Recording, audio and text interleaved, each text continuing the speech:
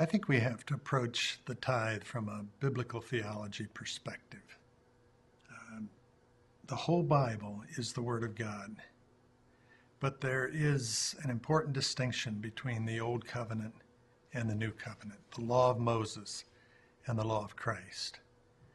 The Israelites in the Old Testament were under the law of Moses, no question. The tithe was required. But we are under the law of Christ, and the tithe is virtually absent from the New Covenant. In fact, in the epistles, the handbook of the early church, tithing is only mentioned in Hebrews 7:5, which is a reference to Melchizedek tithing in the Old Testament. Aside from that, there is no mention of the tithe in the epistles to the church. If tithing were a mandate, I don't understand why Paul would say what he does in 1 Corinthians 16, where he is giving instructions about the believer's giving. He says in verse 2, "On the first day of every week, each one of you should set aside a sum of money in keeping with his income." Why didn't he just say set aside a tithe? But he doesn't. He says set aside a sum of money.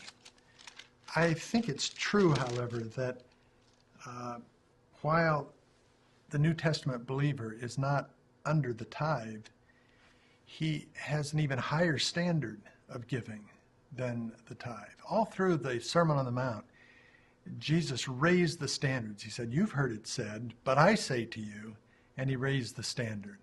And when we look at 1 Corinthians 16, 2 Corinthians 8, many other passages in the New Testament, we find a standard for giving that is beyond the tithe. Giving is to be regular on the first day of the week.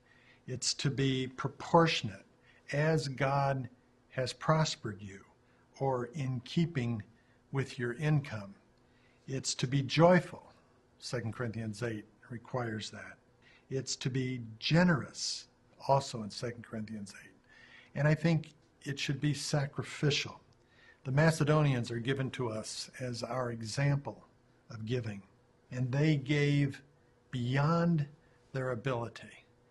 To accept the tithe as the standard for giving is probably to set the standard too low. With our blessings and our income that God has given us, I think we should go beyond that and in our generosity and in our sacrificial giving.